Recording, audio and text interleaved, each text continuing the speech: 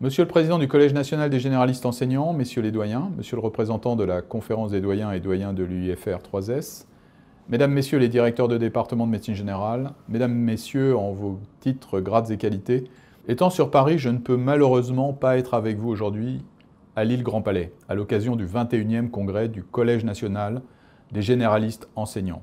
Et je vous prie de bien vouloir m'en excuser. L'enseignement est un sujet qui m'est cher, vous le savez. Et je reste aujourd'hui moi-même un enseignant, et transmettre reste aussi une de mes passions, notamment pour les questions de santé publique. L'enseignement de médecine générale est évidemment un élément crucial aujourd'hui pour répondre aux enjeux de démographie sanitaire et d'égalité devant l'accès aux soins pour tous nos concitoyens. Nous le savons, la présence de maîtres de stage universitaires a un impact direct sur la démographie médicale des territoires. Quelques chiffres viendront prochainement à l'appui de cette observation de terrain. Une augmentation des installations est observée sur les territoires qui comptent des maîtres de stage universitaires, alors que la démographie diminue habituellement sur les autres territoires. Il nous faut donc former plus, mais aussi former plus facilement.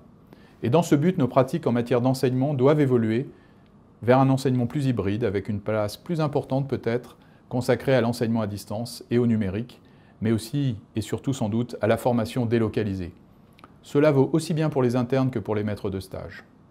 L'Agence régionale de santé travaille également à faciliter l'installation des jeunes internes au sein de structures d'exercice coordonnées. C'est un travail au plus proche du terrain, mené en lien avec les facultés de médecine et les collèges de médecine générale en charge de la formation, et aussi les acteurs du territoire et en particulier les élus.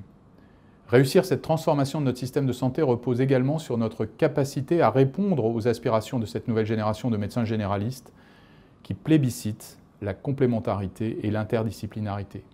C'est là tout le sens des conventions signées entre les maisons de santé pluriprofessionnelles et l'Agence régionale de santé pour accompagner la formation de jeunes internes par des maîtres de stage et pérenniser leur implantation sur le territoire. C'était d'ailleurs un des éléments mis en avant par le Président de la République lors de sa récente visite à la maison de santé pluriprofessionnelle d'Aulnoy-Emery le 22 novembre dernier. L'Agence régionale de santé Hauts-de-France a aussi fait le choix d'élargir la couverture populationnelle du zonage en créant des zones d'accompagnement régional spécifiques auxquelles sont associées des aides. Ces aides sont des aides à l'installation. Aujourd'hui, 3,8 millions d'habitants de la région bénéficient de ces effets positifs d'un tel dispositif.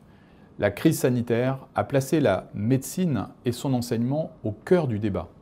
La transformation de notre système de santé est maintenant pleinement engagée et je remercie une fois encore les enseignants pour leur implication.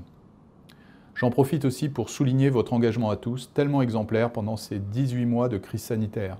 Une crise qui ne s'est pas encore totalement éloignée, vous le savez, et qui doit nous inciter à la plus grande vigilance.